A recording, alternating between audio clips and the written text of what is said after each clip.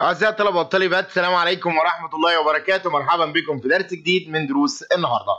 معكم عادل بسيوني ومستمرين مع كتاب فايف ستارز، والنهارده البداية من صفحة 83 وراح على طول للسؤال الأول. تشوز ذا كوريكت أنسر، اختر الإجابة الصحيحة.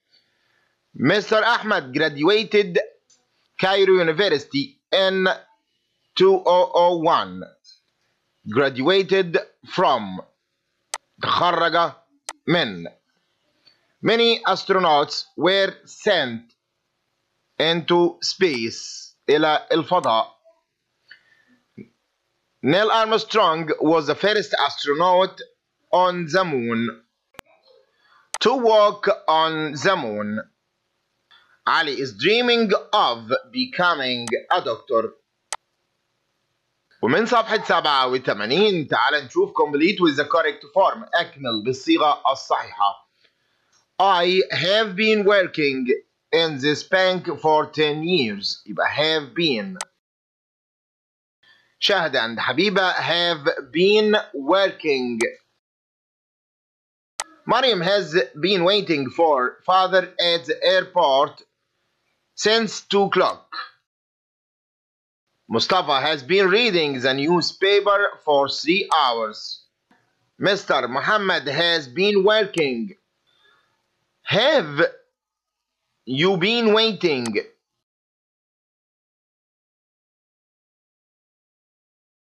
وراح على طول السؤال الثاني. choose the correct answer، اختر الإجابة الصحيحة. What have you been doing the last 30 minutes؟ طبعا هنا هقول for the last 30 minutes.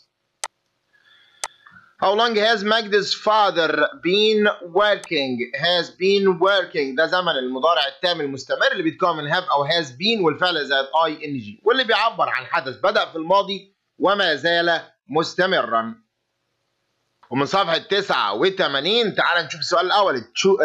complete the sentence with the correct form، أكمل بالصيغة الصحيحة. Lena knew the best room in the hotel because she had been there before. We take a taxi to the beach after the train had left. طبعا after يجي بعدها ماضي تام، والجملة اللي قبلها بتكون ماضي بسيط، يبقى التصريف الثاني للفعل، وبالتالي هتصبح الإجابة took. He didn't telephone me until he. طبعا till و until يجي قبليهم ماضي بسيط منفي، والجملة الثانية بتكون في زمن الماضي التام. يعني ايه الماضي التام؟ يعني had والتصريف الثالث للفعل، يبقى had got. Before مجدي returned home. ليه returned؟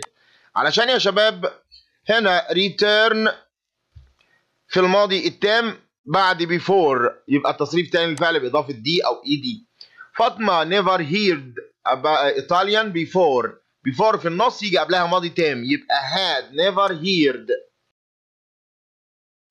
after كريم do his homework. طبعا after يجي بعدها ماضي تام، يبقى had done his homework. choose the correct answer، اختر الإجابة الصحيحة. after we had visited the museum. ليه had visited؟ علشان يا شباب after يجي بعدها ماضي تام. what had you eaten؟ what had you eaten؟ وليه had you eaten؟ علشان هنا ماضي تام، لأن before يجي قبلها ماضي تام وبعدها ماضي بسيط. نروح نكمل مع complete with the correct form، أكمل بالصيغة الصحيحة. I thanked my friends because he had helped me. he had helped me. لأن because يجي بعدها يا شباب، يجي بعدها ماضي تام وقبلها ماضي بسيط، يبقى had helped. after we had collected. وليه had collected؟ لأن يا شباب after يجي بعدها ماضي تام. before his death قبل الوفاة the author published. لا had published ماضي تام. before I left، لأن before يجي بعدها ماضي بسيط، والجملة الثانية بتكون في الماضي التام. yesterday I went to the club after I had finished. I didn't send the report until I had revised it. have you ever What have you been dreaming? I haven't been. Ahmed has been reading. Heba has been dying. Yunus has been reading. ومن صفحة 90 تعال نشوف finish the following dialogue. أكمل هذا الحوار. Noah is telling Sarah about her friend who lives in New York. تقول لها عن صاحبها اللي بيعيش في نيويورك. ندى بدأت الكلام وقالت I have a friend who lives in New York. Really? How do you communicate? قالت لها I communicate with her using social media.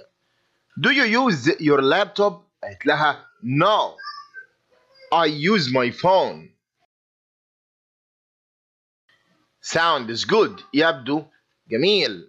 How many cameras does it have? It has 4 cameras. Good. I want to buy one. قالت لها I can come with you to buy a new mobile phone. قالت لها thank you. شكرا لك. تعال نروح نشوف السؤال الثاني واللي بيقول read and complete the text with words from the following list. A go businessman lost model recently successful. My older brother is my role model. He is a businessman. He started his own company 2 years ago. He always works hard. He has meeting there 3 days a week. He traveled to different countries. All the workers like him. He is a successful person. روح على طول للسؤال الثالث. Read and complete and answer the questions. Japan is one of the most developed countries in the world. Its capital city, Tokyo, is one of the largest and the busiest modern cities in the world. But for travelers to Japan, there are many interesting places which are not well known for tourists. Here are 2 places which are not commonly visited. Takayama is a beautiful old city town in the mountains. It still has an ancient street market as well as a farmer's market along the river. Some of the beautiful in Takayama are more than 400 years old. A few of the oldest houses are now museums where visitors can see what life in Japan was like in the past. Near Takayama is an old village where you can still see traditional carpenters at work. Yamadera is a collection of temple buildings on the side of a mountain. It's difficult to climb up the temple, but the view is beautiful. تعال نروح للسؤال الأول واللي بيقول choose the correct answer. The best title of this or for this passage is Unknown Japanese Cities. The underlined commonly means usually. In Takayama, you can see how the Japanese life was in the past. Summarize the third paragraph. الباراجراف الثالث. تعال نشوف الملخص بتاعه ونعلم عليه في الفقرة. الباراجراف الثالث. Yamadera is a collection of temple buildings on the side of mountain. ده طبعا إجابة السؤال الكام يا شباب؟ السؤال الرابع. أما السؤال الخامس how can Takayama and Yamadera be known by many tourists in the future؟ ازاي الناس تقدر تعرف عنهم يا شباب؟ طبعا من خلال السوشيال ميديا.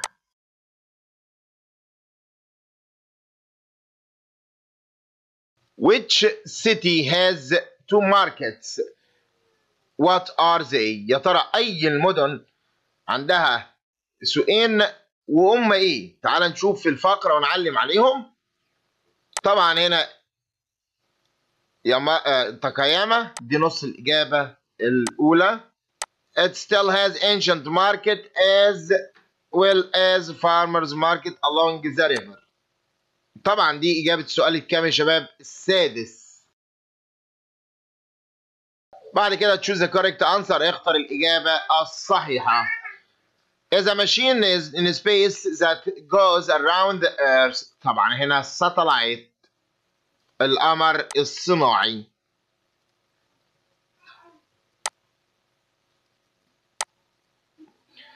Is a force which attracts things to or people to the center of the earth. طبعا هنا الجاذبية gravity. Is a large spacecraft where people live and work. Space station. As a person who traveled into space. Astronaut.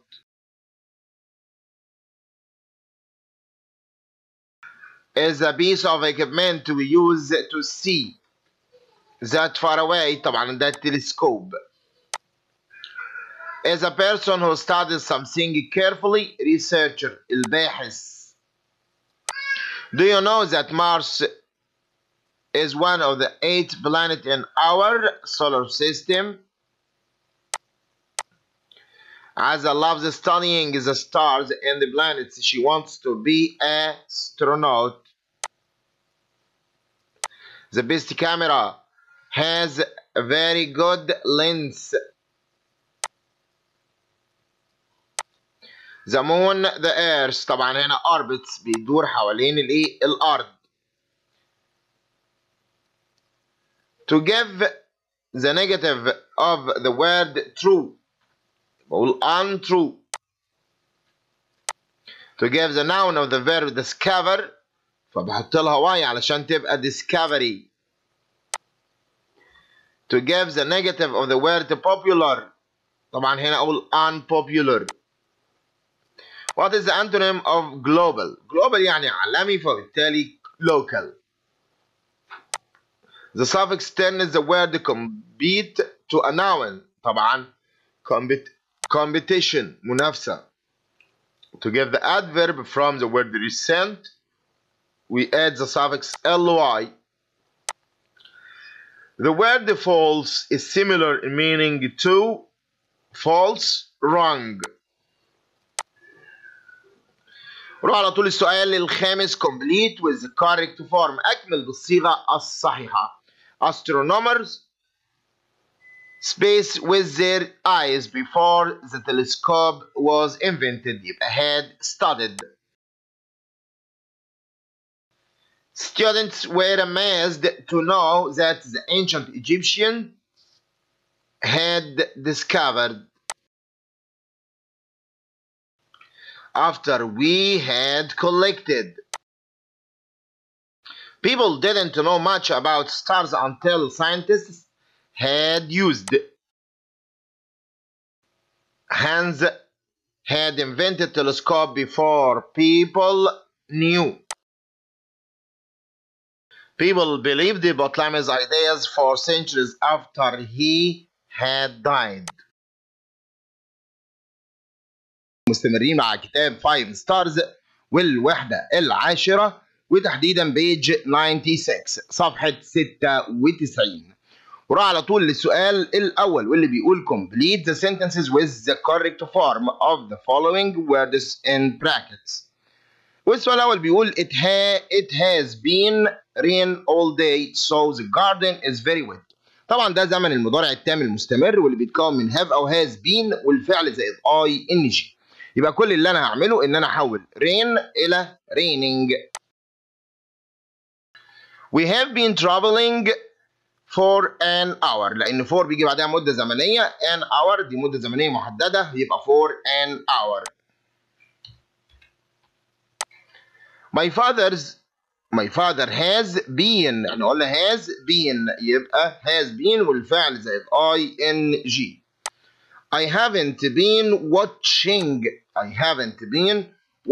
ليه watching؟ لأن احنا قلنا have أو has been والفعل زائد ing. For the past hour I have been talking. I didn't use my credit card because I have lost it. I had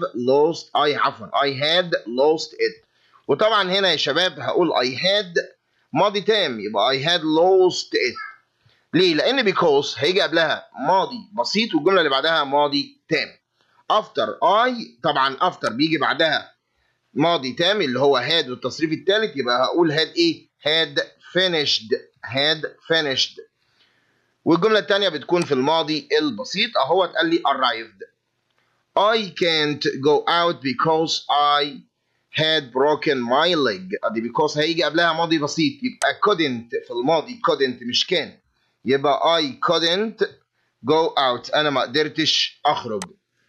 I haven't been working here for a long time. انا مش شغال هنا من فترة طويلة، فهقول for مكان since. We have been doing have has been والفعل زائد ing. نروح بقى للسؤال الثاني واللي بيقول read and complete the sentences with word from the following list. Interesting, start, had started, excellent, rule. Mr. Muhammad is a teacher of English. He says that his job is very interesting. هو بيقول إن شغلانته شيقة. He enjoys teaching his students. They all love him so much. They say he is an excellent teacher. He had started his job بدأ وظيفته before he got married. I'd like to be a teacher like him. He is my role model. ومن صفحة 97 finish the following dialogue. أكمل هذا الحوار.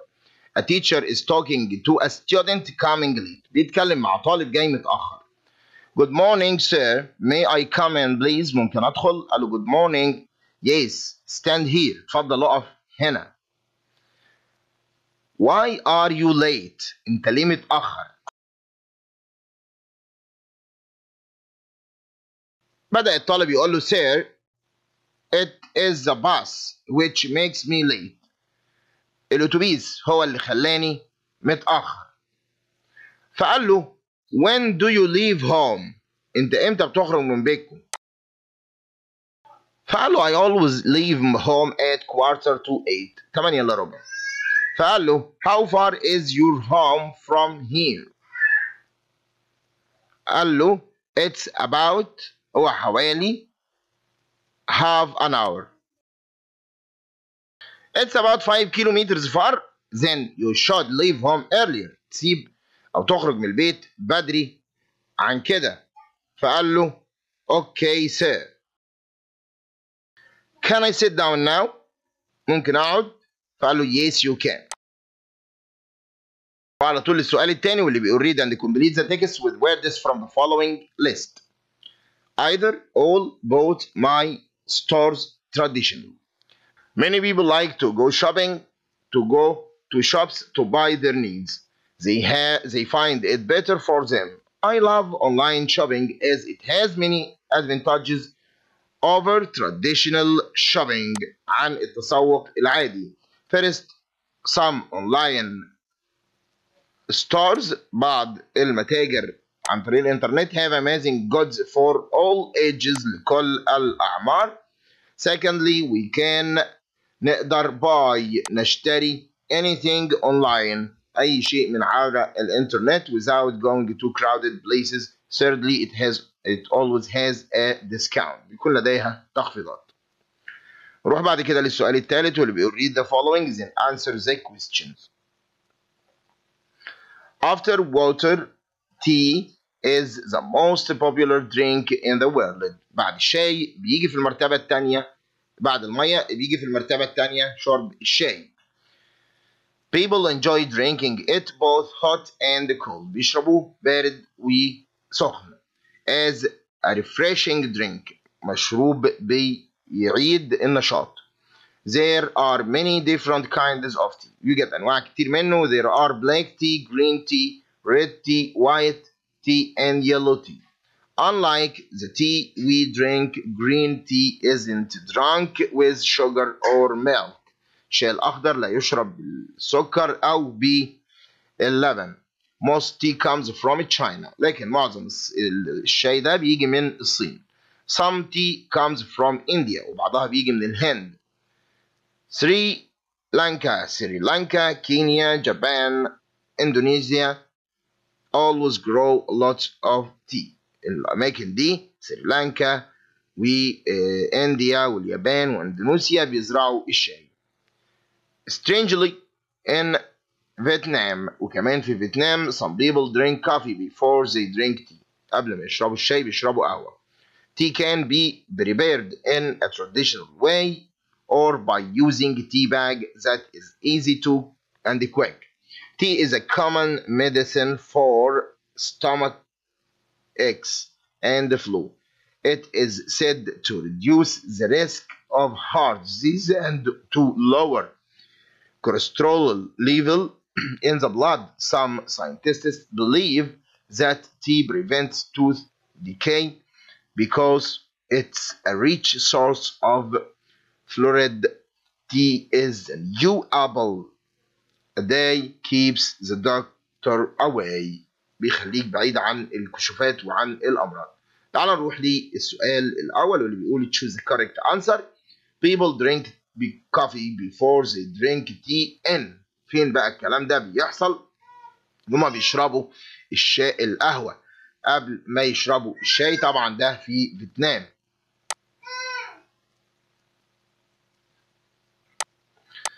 According to the text is the second most popular drink in the world. طبعا هنا tea الشاي. The best synonym for the word traditional. Traditional يعني classic. What are the benefits of drinking tea؟ يا ترى ايه هي منافع شرب الشاي؟ يلا نشوف اهو. reduce the risk of heart disease and lower cholesterol level. وكمان prevent tooth decay.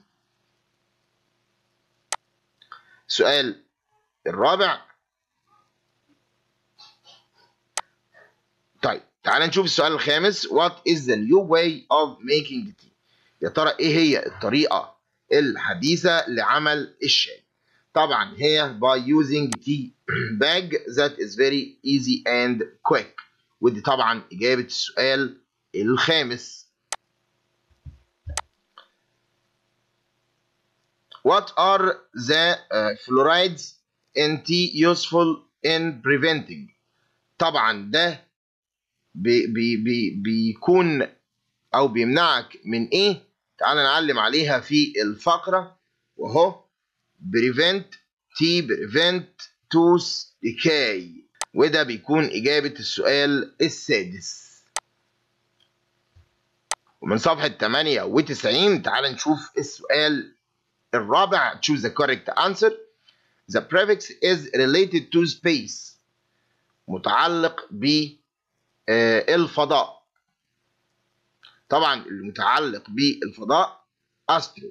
We wear on our teeth. طبعا هنا braces. helmet protected your head. تحمي الرأس. الخوذة تحمي الرأس. We use a to receive signals from satellites. طبعا هنا receiver جهاز استقبال. reads information يقرأ المعلومات. sensor. To give the adjective of the word success we add the suffix ful successful. To give the negative of the word possible we add the prefix im impossible. To give the adjective of the word wire we add the suffix less wireless لاسلكي. To give the adverb of the word clear we add the suffix ly clearly بوضوح. What's the antonym of the word send؟ send يرسل وعكسها receive يتلقى. The suffix turns the word receive to a noun. طبعا er receiver.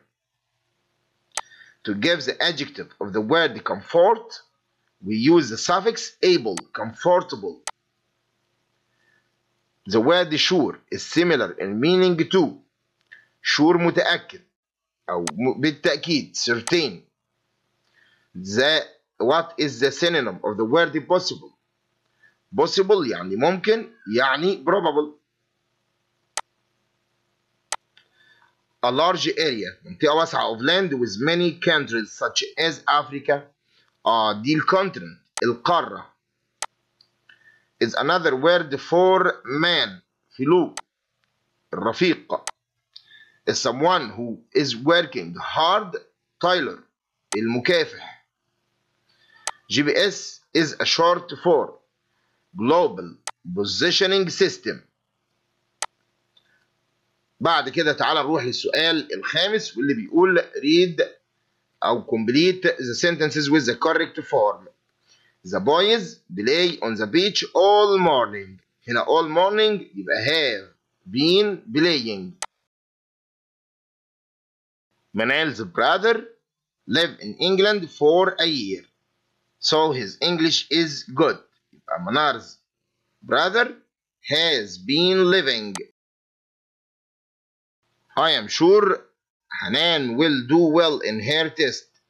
She has been studying. You do with the computer before you called the engineer. What had you done? Azza has been playing. Ali had called his friend from his office before he came back home. I was so sad because my team had lost the match. I not go to the club until يبقى until يجي قبلها ماضي بسيط منفي والجملة التانية ماضي تام يبقى I didn't go. بعد كده نروح على page 102 102 choose the correct answer اختر الإجابة الصحيحة. Someone who studies the stars and the planets is called. بيدرس الكواكب والنجوم astronomer عالم الفلك. Astronaut can stay on the for a few months space station في محطة الفضاء. A lot of satellites كثير من الأقمار الصناعية orbit the earth بتدور حول الأرض. There are 8 planets in our solar system 8 كواكب في مجموعتنا الشمسية. We can use it to look more closely at stars طبعا التلسكوب. A satellite sends a signal بيرسل إشارات. أما السؤال اللي بعد كده complete with the correct form أكمل بالصيغة الصحيحة. رامي tidied his room before he started. طبعا before يجي قبلها ماضي تام والجملة التانية ماضي بسيط يبقى رامي had tidied. هدى did very well in the test because she had revised. Malak didn't want to start reading the book until she had prepared. Munir not tried Japanese food before يبقى hadn't tried. صفحة 103 وراح على طول للسؤال الأول واللي بيقول finish the following dialogue أكمل هذا الحوار. سلمى and منى are talking about دكتور فاروق الباز. سلمى ومنى بيتكلموا عن دكتور فاروق الباز. بدأت الكلام سلمى وقالت لها how are you منى؟ فمنى ردت عليها وقالت لها fine thank you. فقالت لها have you heard about دكتور فاروق الباز؟ فقالت لها عمرك سمعتي عن دكتور فاروق الباز؟ فقالت لها yes of course نعم بالطبع. what did you hear؟ سمعتي ايه؟ I heard that سمعت he had helped the astronauts a lot through satellite. Did he help Egypt؟ قالت لها yes he helped Egypt too. How did he help Egypt؟ وازاي ساعد مصر؟ He trained the astronauts درب الرواد الفضاء. يلا نروح على السؤال الثاني read and complete the text with the words from the following list. Leave after leaves plane before expression. My family and I are traveling to Luxor tomorrow. We are visiting a famous exhibition.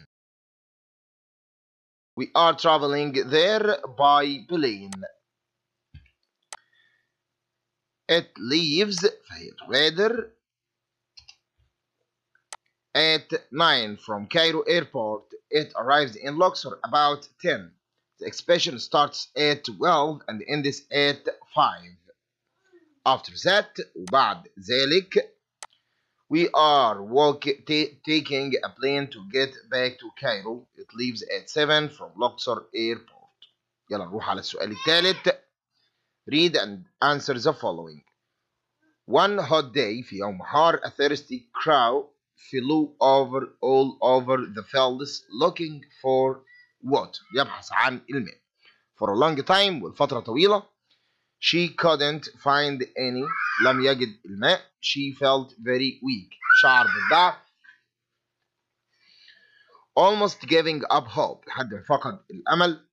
Then he saw a water jug on the ground. He flew down to see if there was any water inside. Yes, she could see some inside the jug. The crew tried hard to push her head into the jug. Unlikely, she found that the neck of the jug was too narrow. Then she tried to push the jug down for water to flow out, but it was too heavy for her. The crew thought hard for a while. Looking around her, she saw some small stones, and she suddenly had a good idea. She started picking up the stones one by one, dropping each into the jug. As more and more stones filled the jug, the water level kept rising. Soon it was high enough for her to drink. Her plan had worked. نفعت خطتها. تعال نشوف السؤال الأول واللي بيقول choose the correct answer. Her plan had worked means that she was able to drink. The underlined word it refers to the jug. The best title for this passage is The Crow and the Jug. What lesson does the story want to tell you? We should work hard. What do you think would have happened to the crew if her plan didn't work? He would die. At first, the crew couldn't reach the water inside the jug. Give reasons. إيه الأسباب؟ The jug has little water.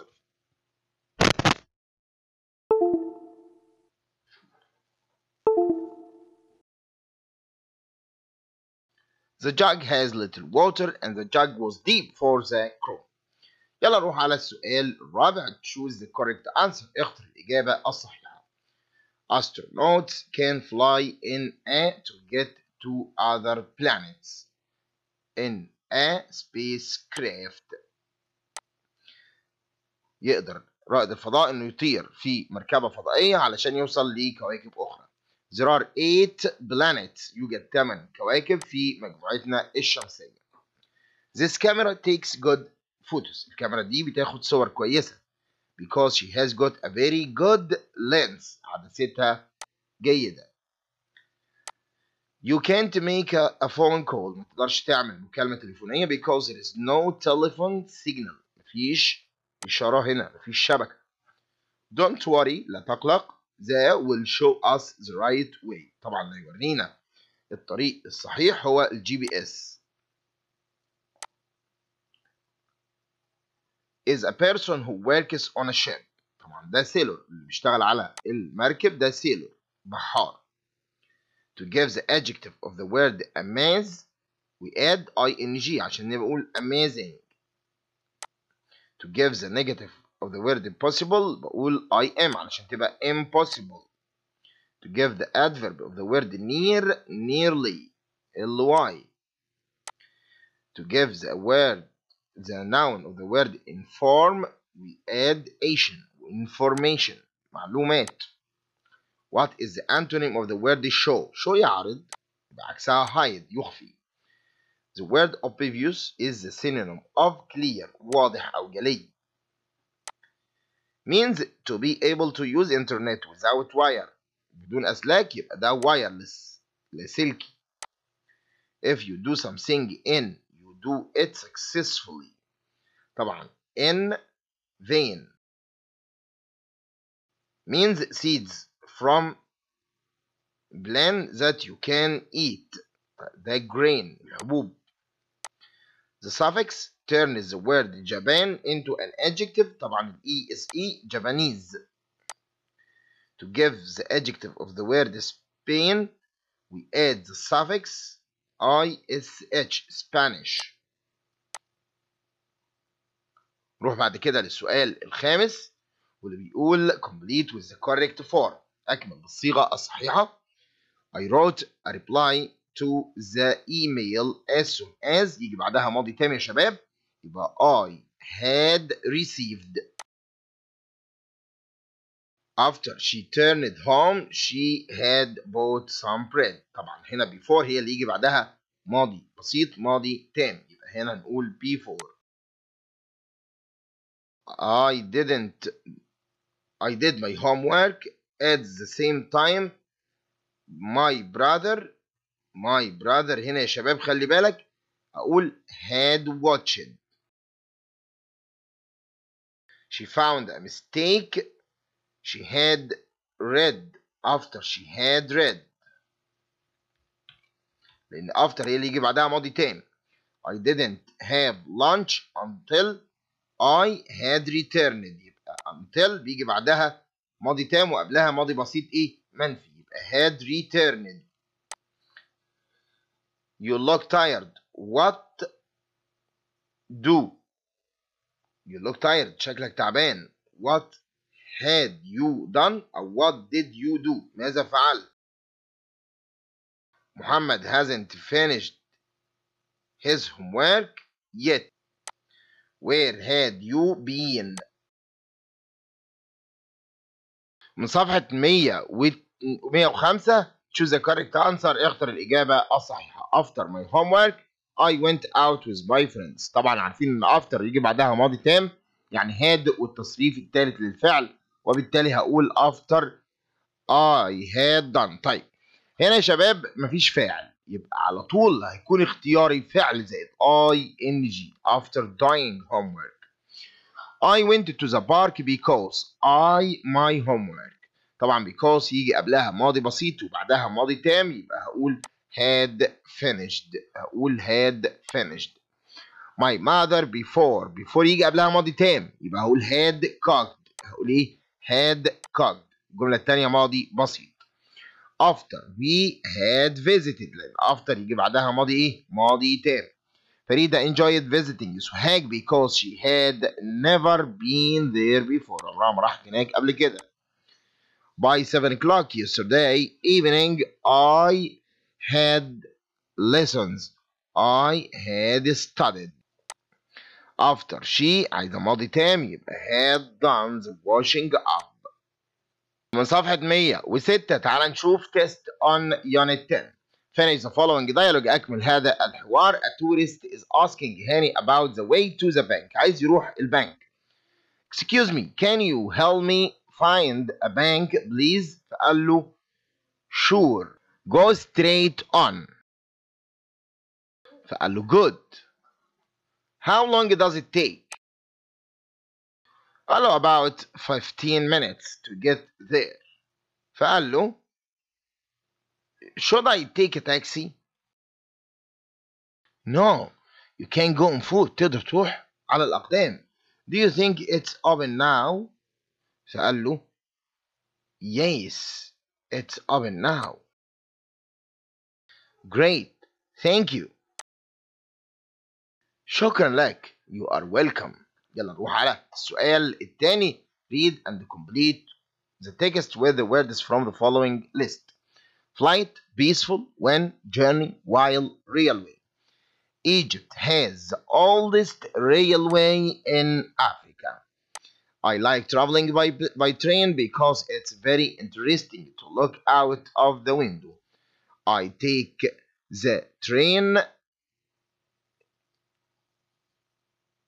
when I want to visit my grandmother in Upper Egypt. My grandfather in Upper Egypt. In the journey خلال الرحلة you can see ferries crossing the Nile, green valleys, peaceful villages. يلا نروح على السؤال الثالث واللي بيقول read and answer the following. Last birthday I decided to celebrate it by inviting some friends out to supper. I choose a restaurant because the food there is good and the waiters are friendly. It is hardly crowded because few people know about it, so it isn't necessary to book a table there. When we entered the restaurant, I was surprised to find it completely full.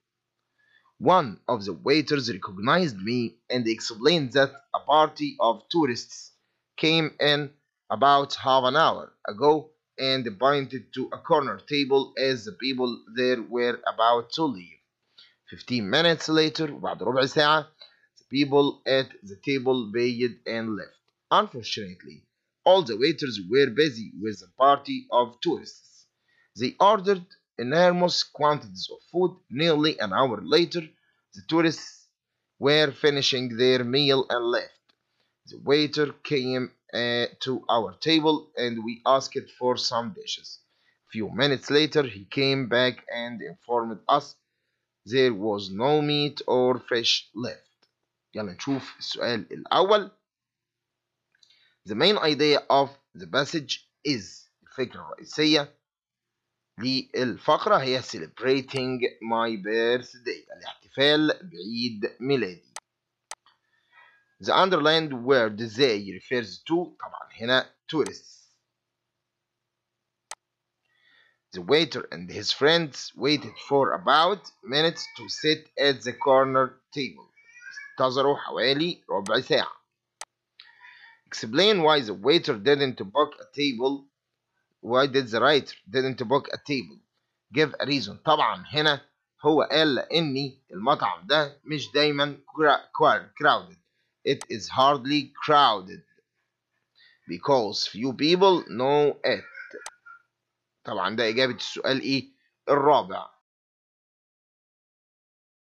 And fear why the writer didn't come back to the waiter's table for nearly an hour. ليه؟ as they were busy with tourists. لأنهم كانوا مشغولين مع السياح. Do you think the writer and his friends enjoyed their time? No. No, as they had to wait for a long time. انتظروا كتير and there was not meat or fish. يلا نروح للسؤال الرابع واللي بيقول choose the correct answer. The word bright is the antonym of bright لامع يبقى عكسها dull معتم أو كئيب. The word general gives the same meaning as public عام. To give the antonym of the word necessary we use un علشان أقول unnecessary. The suffix turns the word careful to adverb ly carefully. Is a special hard hat used to protect the head. Helmet الخوذة. Sandstorms are common in the desert. The antonym of common يعني مألوف وعكسها حاجة نادرة rare. السؤال الخامس complete with the correct form أكمل بالصيغة الصحيحة. He couldn't go skiing because he had been ill. I turned off the lights when I left home. I had turned after Ahmed had left. Ali doesn't know where the post office is. he not live in this city for a very long time. He hasn't been living. Wait for the bus for a long time. Yes, I have. يبقى هيقول له have you been waiting. أشكر لكم طيب المتابعة والسلام عليكم ورحمة الله وبركاته.